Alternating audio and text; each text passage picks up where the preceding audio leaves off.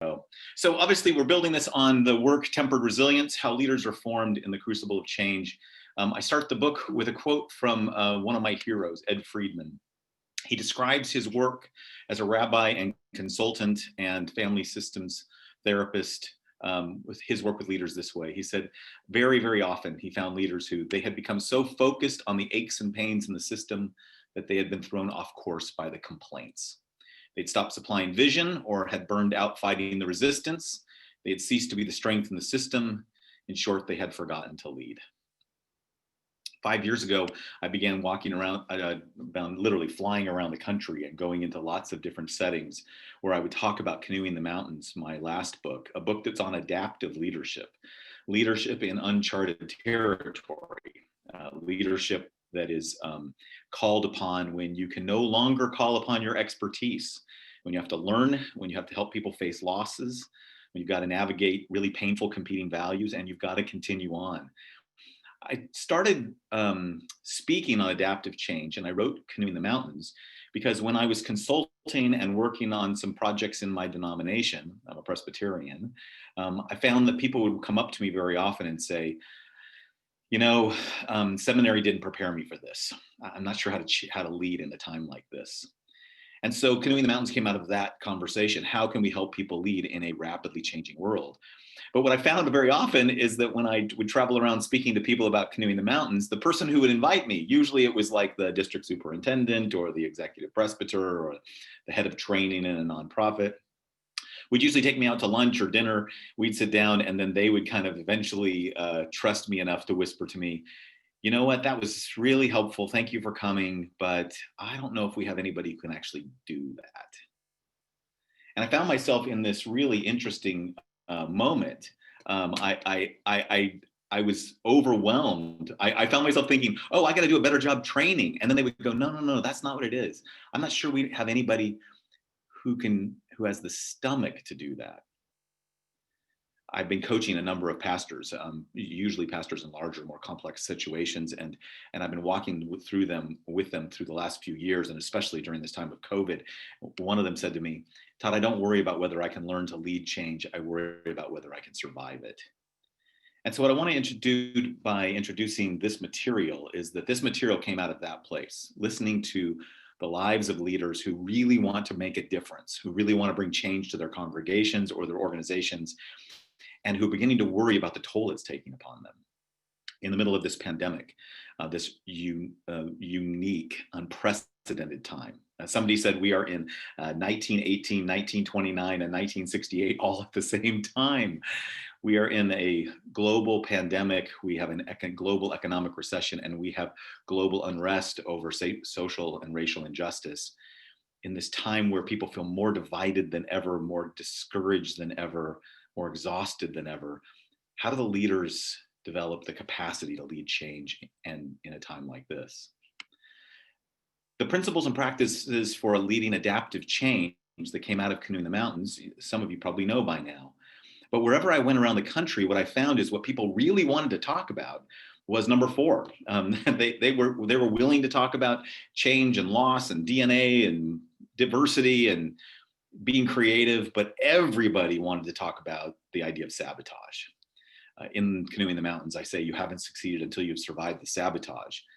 And that's one of the places where good Rabbi Friedman has helped us. If you're a leader, expect sabotage, he says. Expect sabotage. The capacity of a leader to be prepared for and to be aware of and to learn how to skillfully deal with sabotage may be the most important aspect of leadership. It's literally the key to the kingdom. What Friedman teaches us and what we learned along the way is that sabotage is normal, it's natural, and it's to be expected. Sabotage is not the bad things that evil people do, but the human things that anxious people do. But sabotage, when faced over and over and over again by a leader, is really draining. One of the things that we discovered is that resistance is more difficult than the external challenges, that internal resistance was more difficult than the challenges externally. We see this actually with Moses, and there's some small degree of comfort in knowing that this isn't just about us, this is about humans, and it's even about faithful humans of faith. Most of you remember the story, right? It's the biggest story in the Hebrew scriptures, the story of the Exodus. And after the people of God are freed and they find themselves on the way to the promised land, God sends them right into the cul-de-sac that is the Red Sea. And with the Red Sea on one side and the chariots coming down on them on the other side, they look at Moses and say, it would have been better for us to serve the Egyptians than to die in the wilderness. Moses says to them, stand and watch what God will do, parts the Red Sea, they go through. They find themselves safe on the other side. The Egyptian chariots follow after and are washed away. And Exodus 14:31 ends with, so the people believed in the Lord and in his servant Moses. Yay! Let's get going. 6 weeks later, the whole congregation of the Israelites complained against Moses. 6 weeks later, 6 weeks of having to work their way through the wilderness, 6 weeks of having some grumbly tummies, and 6 weeks of beginning to wonder whether or not this was a good idea in the first place. 6 weeks later, they're looking at Moses and saying, look, they killed our children, but at least we had leeks and onions. Maybe we should go back. 6 weeks is what it took. 6 weeks after the greatest miracle since, and the greatest miracle that the world would see until the resurrection, 6 weeks. Sabotage is normal. It's natural. It's what human people do when they are highly anxious. For Ed Friedman, he talks about the failure of nerve that often happens at this point. Very, very often when the people begin to cave, when they begin to lose their energy, they lose their vision. They are excited about the mission. They've called you to be the person who will lead them into the promised land. And as soon as they begin to hit challenges, they want to go back. And what often happens to leaders at this moment is that they collude.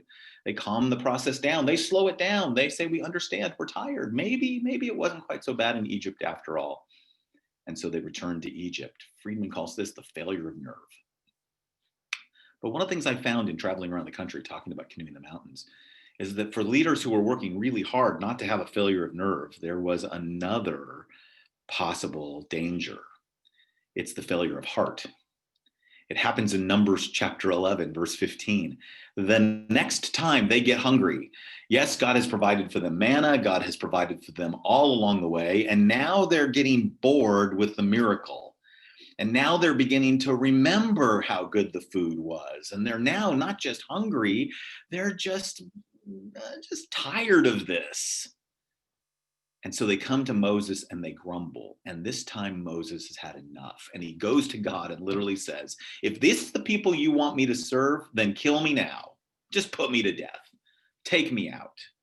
You ever felt that way? Maybe you didn't say put me to death. Maybe you said, oh God, if this is the way it is, well then let me sell real estate. Let me get into life insurance. Let me go do something else besides lead a group of people because I'm tired of this. And I think of this as a failure of heart. It's the cynicism, the discouragement that happens. One of the things that we've discovered over the last few years of talking to leaders around the country is that the most challenging part of leadership is not the external challenges, it's the internal resistance of the very people who asked you to lead them to face those challenges. Far more difficult than the wilderness or the Red Sea, or even the Egyptians, is the failure of nerve of the people that leads to the failure of heart very often of the leader. Internal resistance is the key. So what do? This is where the literature talks about the need for resilience. And resilience is a big word today. It shows up in psychology and in organizational leadership, shows up in issues of faith. There's an entire centers dedicated to resilience. So how do we find the resilience to face resistance, especially when that's internal resistance? It's resistance from our own people. How do we find the resilience to overcome a failure of nerve and a failure of heart? Let me put it to you this way. It's not found, it's formed. Resilience is formed. It's a formation issue. Resilience is formed in the crucible of leadership. And that's exactly what we're trying to pick up and trying to do here at the Church Leadership Initiative. So let me take you on another little journey. If you know me, you know that I love American history, and I love looking back at history for examples of leaders. Some of them are profoundly human with all kinds of flaws. Others of them, those same flawed people, are remarkably inspiring. And one particular day that is just soaring in my mind is August 28th, 1963, when Dr. Martin Luther King Jr. stood before 250,000 people on the mall in front of the Lincoln Memorial, and gave a speech that we now call the I Have a Dream speech. If you know the history, you know that the people came from all over the country. Some of them came in buses, and some of them came in vans. Some of them carpooled their way through. Some of them walked miles and miles to be there. Some of them had come from jails where they had been jailed for standing up for their civil rights. Others of them had been beaten. Many of them were downcast, and they were coming together to make a statement that the United States of America had not made good on its promise of the Emancipation Proclamation. And after a long day of speeches, Dr. Martin Luther King Jr. stood up to give the last speech. He had been up all night long with his speechwriters, and they were writing a speech that was built on this notion that the United States had made a promise. They'd given a promissory note. They'd written a check to the African-American citizens who'd been freed from slavery by Lincoln, and that they had not made good on the check, that the check had been returned insufficient funds. And when he hit that note in the message, like an incredibly good preacher he was, he could realize that it might not have had the effect. And he paused for just a second. And behind him, he heard Mahalia Jackson, a gospel singer who had sung earlier in the day. And she shouted out to him, tell him about the dream, Martin. Tell him about the dream. He immediately slid his manuscript off to the side. Clarence B. Jones, who'd been his speechwriter at that moment, said to the person next to him, these people don't get and don't know it, but they're about to go to church. And he started in on Isaiah 40. I have a dream that one day every valley shall be exalted, every hill and mountain shall be made low, the rough places will be made a plain, and the crooked places will be made straight, and the glory of the Lord shall be revealed, and all flesh shall see it together. This is our hope. This is the faith that I go back to the South with. Imagine this soaring vision of Isaiah 40, this vision of what the world will someday be, this assurance that God is going to bring justice and is going to restore the creation, he said, is the vision that inspires him to go back to the South, to go back to the conflict, to go back to face the dogs and the hoses and the people who are yelling epithet, to go back and take up the 400-year-long struggle for justice. This is our hope. This is the faith I go back to the South with. With this faith, we will be able to hew out of the mountain of despair a stone of hope. With this faith, we'll be able to transform the jangling discords of our nation into a beautiful symphony of brotherhood. Look at that verb, hew. I love that verb. I spent the better part of the last 5 years thinking about that verb. What is it like to stare at a mountain of despair and decide we're not going to bash through it with a sledgehammer. We're not going to blow it up with dynamite. We're going to hew it. We're going to transform it. We're going to turn despair into stones of hope. I hear the echoes of 1 Peter chapter 2. Come to him, a living stone, and let yourselves as living stones be built into a dwelling place for God. We're going to take this despair, we're going to take this resistance, we're going to take this injustice, and we're going to transform it into something that reveals the very presence of God on earth. How do you become a tool that can hew? This is exactly what resilience is about. Tempered resilience is about becoming a tool that can hew, that can be used by God to bring transformation where there is despair. Tempered resilience is what we call it, a tempered tool. A chisel that hews out stones of hope. A chisel that hews is a tempered tool. It's a tool that is both stronger than its raw material and more flexible. It has the capacity to give where it needs to give and to shape and pound through where it needs to carve. And it's that tempered resilience that is needed. And what we discovered after years of conversation with leaders around the country, and looking at the leadership literature and the spiritual formation literature and bringing them together, is that a tempered resilience is a grounded identity and a resilient character that is shaped through a process. It's formed through reflection, relationships, and a rule of life in a rhythm of leading and not leading. So let me say just briefly a few words about what that tempered looks like, and invite you into a longer journey toward your own resilience as a leader. My wife and I took a class in blacksmithing. Now, those of you on this who know my wife know that she is an artist. She's a marriage and family therapist. She's an executive coach and an artist. She's the polymath of the family. And that part of the art she does is not just with paint brushes, but also with blow torches and wax and such. And so when I started talking to her about this analogy of blacksmithing, she was able to find a blacksmithing class that we could take in Los Angeles. It's in an industrial section in northern LA. There hasn't been a horse there in 100 years, but there's a blacksmithing class. And if you sign up, and you can show up just as you are, put your iPhone away, and they put you in front of a forge that goes up to over 2,000 degrees. And they give you your own anvil. This is mine. I got to put my name on it. And pretty soon you're blacksmithing. You walk into this place where every single thing in there can kill you. This is a place of serious work, and they immediately put you to work. Blacksmithing teaches us about a process of becoming tempered, a process that we pull out in the book, a process of working and heating and holding and hammering and hewing and tempering. And the very first lesson you learn is why leadership requires resilience and tempered resilience, is that the shaping of the leader happens in the process of leading. Leaders are formed in leading. And that is why this is so hard. Let's just think about this. Every single one of you who is sitting here today, who is in the role of leadership, whether it's an official title or a responsibility, or you've just taken on the function of leadership. It's not whether you've got a fancy title and heavy furniture or anything like that. It's whether you've stepped into the task of trying to bring transformation of a group of people to fulfill their mission. People are looking to you because right before you were a leader, you were probably an expert at something. I say that one of the things about the seminary is that almost everybody who comes here, someone said to them, look, you're like the best Christian I know. You should go pro. You should go off to professional Christian school, and they'll teach you how to be a professional Christian.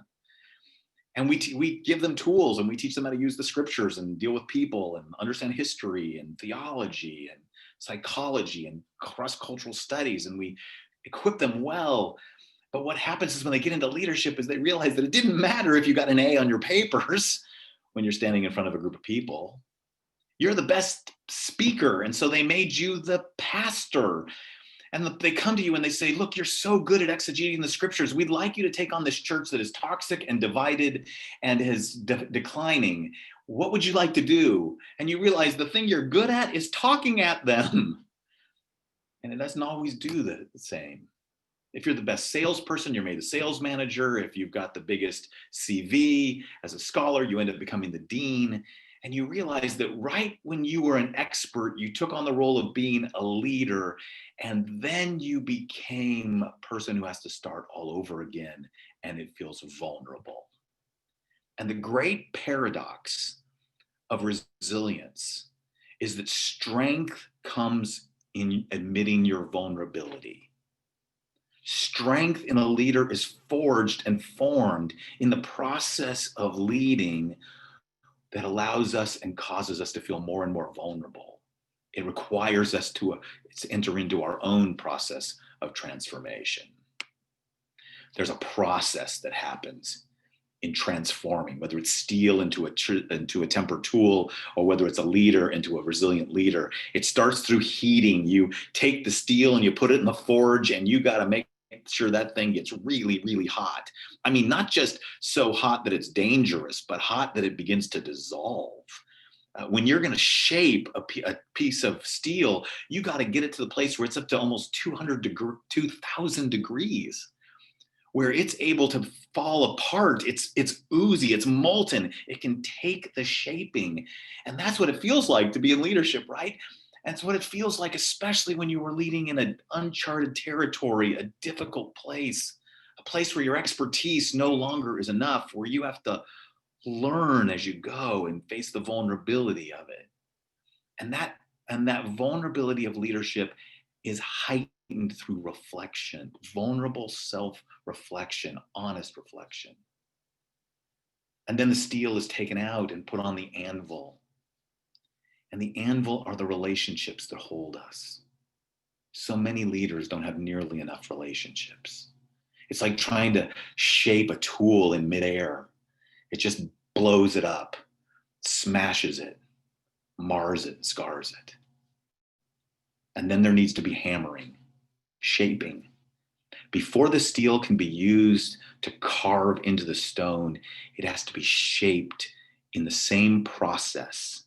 If you're going to use a chisel to hammer into the stone, then you need to hammer in strength and stress into the chisel through spiritual practices, through the practice of leadership. And then there's quenching, the slow release of stress from the tool that allows us to become more tempered rather than brittle. This is the process that we see over and over and over again for creating tempered resilience. And for most of us, there are two significant points of inflection that I want to highlight, both of them as I'm introducing you to the material. The first is when you move from fire to anvil. From fire to anvil means you must allow yourself to go through, as a leader, the process of self-reflection where you acknowledge your vulnerability. You have to believe that your vulnerability is the key to your transformation. That at the moment when you are most tempted to want to fake it till you make it, that the moment when you are most tempted to want to pretend you know what you're doing, you need to develop the courage to self-reflect and acknowledge your vulnerability. And then you need a safe place to take that vulnerability. It's what we call the anvil. The anvil is your relationships. Your relationships that need to be thick and trustworthy and sturdy, and that can hold you in that vulnerability. I say that leaders need three types of relationships. They need partners. You shouldn't lead alone. Not even if you are the senior pastor. The idea of a solo pastor or a single leader is as a complete anomaly. You can't even find it really in the scriptures. Go look at Paul's own writings. He's got names of partners with him. You need partners. You need mentors. You need friends. One of the things that I often talk about is the need for profoundly deep relationships. We're working at the Church Leadership Initiative of creating what we call the Anvil Network, that for pastors and leaders who find themselves in moments of deep stress, not wanting to pull back, wanting to figure out how to get through this acute crisis so that they can continue to be shaped, that how can we connect them to therapists, to mentors, to coaches? How can we make sure that you're never leading alone? I often joke with my friends in the Methodist and the Episcopal Church that if I was a bishop, and they always roll their eyes when they say this, I said, if I was a bishop, I would be really clear about this. If you try to lead, especially lead change, if you try to bring any kind of leadership, and you do so without the help of a spiritual director, a coach, or a therapist, then I'm going to think of this as leadership malpractice. I got this from my wife when she was a therapist. She came home one day after working in our presbytery. She worked with the clergy sexual misconduct task force. It was a horribly difficult duty, seeing the impact of pastors who could not maintain healthy boundaries and what it did to people in their congregation. She came home one day and said to me, I got 15 clients, and if I don't have supervision, the state of California will hold me liable. You got 1,500 members and nobody ever asks you anything. If we're going to lead change, we're going to end up feeling vulnerable. And in order to face that vulnerability, we need partners to share that work with us. We need mentors who will hold us, therapists, coaches, spiritual directors, and we need friends. We need people who care more about us than they care about our mission. We need all of it. From fire to anvil is a critical moment. But there's another one, which is when we rethink the spiritual practices that we've taken on in order to develop a set of spiritual practices that will shape us for the task that God has called us to. So when we were in our blacksmithing class, after we had put the steel into the fire and had let it heat up to the place where it was oozy and molten, and we took we took the steel out of the fire and we placed it on the anvil, we picked up the hammer and we began to shape it and carve it. And I remember my teacher said to me, look, that hammer is heavy. Let the hammer do the work. Don't muscle it. Don't force it. Don't try to swing extra hard. Just let the hammer do the work. Let the hammer of your spiritual practices do what the Spirit does in our lives through them. Think about the spiritual practices that you use. Consider this for a second. What were the very first spiritual practices you remember committing to in your life? And where were you at that time? What was the challenge in front of you? Becoming a new believer, learning to know Jesus, learning to walk in the life of the church. What were those practices? And what are those spiritual practices that make up your life as a leader today? And what are they focused toward? How have they changed? For 17 years, I was a senior pastor at San Clemente Presbyterian Church. The most significant spiritual practice of my life was the deep study of Scripture. I preached every Sunday, and I often would spend the entire week in the same passage deep with my staff, midweek Bible study, my own study. I just did the deep study of Scripture.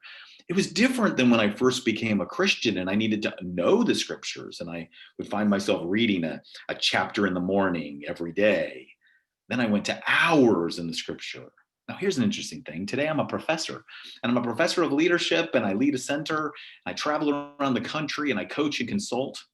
I do very little preaching. I preach maybe 4 or 5 times a year, and I usually preach one of 2 or 3 sermons that are pretty good because I do them all the time.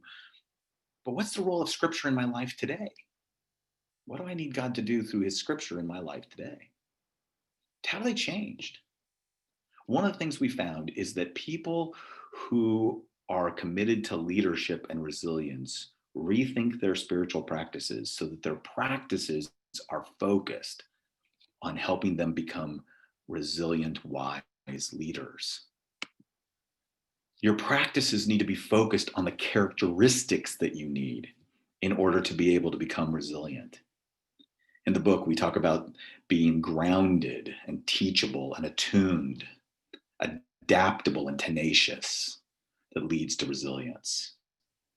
And the spiritual practices that we take on are those that enable to have these qualities in our lives. Just look at these qualities on the screen. Does this describe you? Or do you know that maybe in order to be the kind of resilient leader who can continue to stand in the middle of change and face resistance, do you need to have some of this hammered into your life so you can hammer it out in your leadership? In a few weeks, we're going to be starting a 6-week deep dive that takes us through a process where I'm going to literally coach people through some material on how to develop a rule of life that is built on developing these qualities in your life. We want you to be able to not only have a place for good self-reflection, and we'll encourage you to develop deep relationships, but also a practice of restructuring and reorienting your spiritual practices to develop this kind of resilience. But it starts with being grounded. And so let me end this little session today with this notion. The raw material of a resilient leader is a person who is grounded in something other than their need to be a successful leader. Can I say that again? The grounding, the raw material of a resilient leader starts in being grounded in something other than your success as a leader. And that part of what makes you strong and flexible and able to be shaped and formed is that you are grounded in something else. Jesus was. One of my favorite passages. Eugene Peterson's version of this is so great. At this time, right, the beginning of the entire ministry, it's Mark chapter 1. Jesus came from Nazareth in Galilee and was baptized by John in the Jordan. The moment he came out of the water, he saw the sky split open and God's Spirit, looking like a dove, came down on him. Along with the Spirit of voice, you are my Son, chosen and marked by my love, pride of my life. What I would want all of you on this seminar to know is that if God is calling you to lead, he wants you to know before you have done anything, you are his beloved child, chosen and marked by his love. You are the pride of his life. Before Jesus had given a single sermon, cast out a single demon, done a single miracle, he was already the beloved child, chosen and marked by God's love, the pride of God's life. Dear friends, what I want you to know is that it is in that grounded experience that we find the raw material for then taking on the reflection, the relationships, and the practices that enable us to become resilient leaders. So I'm going to stop here. We're going to take a few moments to do some questions and answers. If you put them into the Q&A, Angela's going to come back and help me with that. And if you've got any questions that you'd like to have or anything you'd like to add to it, we'll spend a few minutes, and then we'd like to give you some resources to begin to think about, and that will help you in your journey, including some opportunities to join us in some kind of guided experiences in the future. So let's stop into the middle. If you'll just got some questions, we'll be glad to do so as well. So any questions that come up? Feel free to drop your questions in the Q&A function down at the bottom of your screen. One person asked to tell us more about the coaching group we're starting. Would you, Angela, you want us, since while people are thinking of some questions, would you be glad to give a little bit of information about that in terms of the hybrid class we'll be doing? Yeah, the hybrid class. Let me actually also drop to all panelists and attendees a link to some of the things that we have to offer here. The first link that I've dropped in the chat here is a link to a course that's on Fuller Formation. It is titled Tempered Resilience for Leading Change. And this course on Fuller Formation currently is completely free to you if you sign up for an account. It's this course based off of Todd's new book, Tempered Resilience, and goes through the principles that Todd's talking about today and becoming a tempered and resilient leader, and working and heeding and holding and hammering these attuned characteristics. The last link that I've dropped for you here is the link to the hybrid course that will be starting at the end of January. It's a 6-week live course with Todd that will utilize the course that I just noted, the course on Fuller Formation, but we'll be going through it together. It'll include 6 weeks of live Zoom calls with Todd and the group of people who will join this hybrid course. They'll take place Wednesday nights. We'll go through the material synchronously during those 6 weeks. And for joining us on this webinar today, we are offering a discount. If you'd like to join us for that hybrid group starting in January, we'll have an offer for you to get $30 off that course with the code TR for Tempered Resilience, TR30. If you use that same code, we are happy to also offer you a 30% discount off the book if you buy through IVP, and that link is on the chat as well. We have some questions in Q&A, and let's go with a question from Michelle Lewis. Michelle says, in addition to individual practices that support leadership, what communal practices might you suggest for creating a culture of leadership formation? Yeah, Todd? it's a great question, and thanks, Michelle, for asking it. You know, one of the most important parts about resilient leadership is that it is entirely relational. Even the spiritual practices, the way we'll talk about them, are going to talk about them as creating a rule of life that is shared by other people, and that practices come after the process of relationship. So one of the parts that I'm really well aware of is in the resilience literature, and this is often overlooked. Many times people think of resilience like grit, like it's gritting your teeth and getting it done. What almost all the resilience leadership talks about is that resilient people are resilient because they were supported by people who loved them and supported them and cared for them. There's this great Lakota story that says that, you know, when you hit a trial, remember grandfather said, keep going. And the point of the story isn't keep going. The point was grandfather said. So one of the parts that is reasons why we are actually going to offer the course that we're going to offer in January, is to create, if you will, a community of practice while we work out our spiritual practices. So thanks very much for that. So Here's a let's question. pull up a clip if you want. Here's a question from Clark. How can we stay in the fire and let the heat shape us versus letting the fire burn us up and destroy us? Yeah, it's a great question. Thank you, Clark, who has both been he's been both a pastor and he's been like a district leader, so he understands that. One of the ways to think about this is the heat we're talking about is the heat of self-reflection. It's not the heat of dysfunction. It's the heat of allowing yourself to be in a place where you feel the vulnerability. So one of the places that has been really shaped by this book has been my talking with leaders who have told me, particularly women, people of color, and others who've said, look, we don't live in a world safe enough for us to be vulnerable publicly.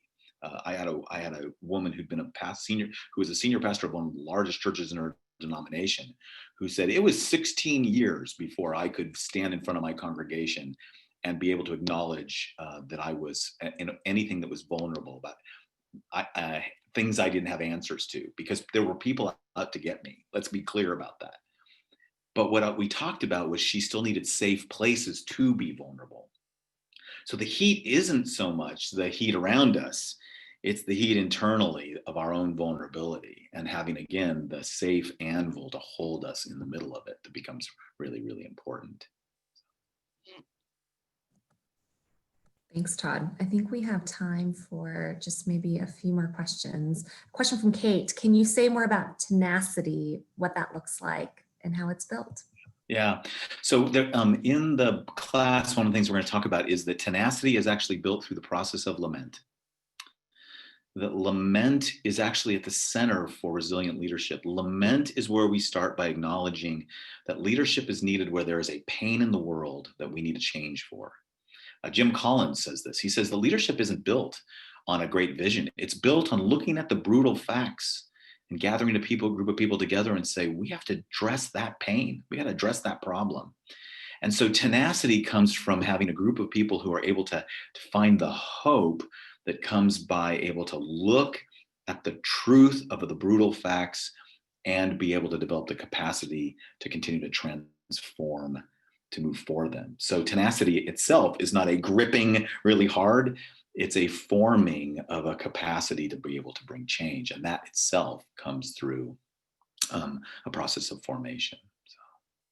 I'm so touched by how many questions are here. We probably won't get to all of them, but I'll make you a deal. I'll be glad to do a Q&A, and I'll post this on our church leadership initiative to make sure we capture all of these, and I'll get the rest of these up here in the next week, and we'll send a link to the rest of those. Let's just pull up one more. And do you have one more, Angela, that I can use before we make sure we honor our time? They're such great questions. It really is hard to capture what my favorite one would be, but I think I have one from Laza. What would you advise church leaders to do as they're trying to lead their congregations who are anxious and are not comfortable with change into the future? Yeah, so here's one of the things, one of the spiritual practices we talk a lot about is listening. Now we talk a lot about being good listeners in leadership these days. That's important. But we miss this notion. Listening actually helps people feel felt. Listening actually, we know this from brain science, that when you listen well to people and you empathize with them, they begin to not only trust you, but they begin to believe that you get them. So one of the things we need more pastors to do and more leaders to do with anxious congregations is to start with doing the kind of deep listening that leads to empathy. So one of my students, one of my doctoral students today posted on Facebook this great post. He said, in the middle of this season we find ourselves in, when you find yourself asking, how can they think that, to a group of people that you don't understand, instead ask, why do they feel that? And even that shift to more empathy, you're going to find, is going to help people who are going to resist, who are struggling, they're fearful, but they then begin to experience your empathy. And one of the things we've learned is that attunement, that experience of being, of empathizing in such a way that people believe and they trust you, attunement accelerates change. So the capacities we need, the spiritual practices we need to work on, the characteristics we need to have, again, are not just about becoming stronger or tougher. They're about becoming wise, strong, and flexible. Resilience is a combination of both. And it's a process of reflection, relationships, and a rule of life, a new set of practices that you live out in your life in a rhythm of leading and not leading that leads to tempered resilience. Let me just thank everyone for being here today. We said it would be 45 minutes, and I want to honor your time. Know that I will take seriously the questions you've given. We've got 5 or 6 more of them that were asked. We'll post them in a question and answer at the Church Leadership Initiative. We encourage you that if you'd like to find out more about us, it's at depree.org/church, depree.org/church. And we would love to be able to be more in touch with you. Please take advantage of the codes. Get the free class, 30% discount on the book, a 30% discount on the hybrid course that we're going to be offering in January. We'd love you to sign up, love to spend more time with you, and we'll be able to keep working on that together. So take advantage of the codes that are in the chat, and we will be sending out this link to all of you who've signed up, along with the chat, along with all the links as well. So thanks very much for coming, and hope that we'll have opportunities to be in ministry and leadership together. So farewell. Thanks.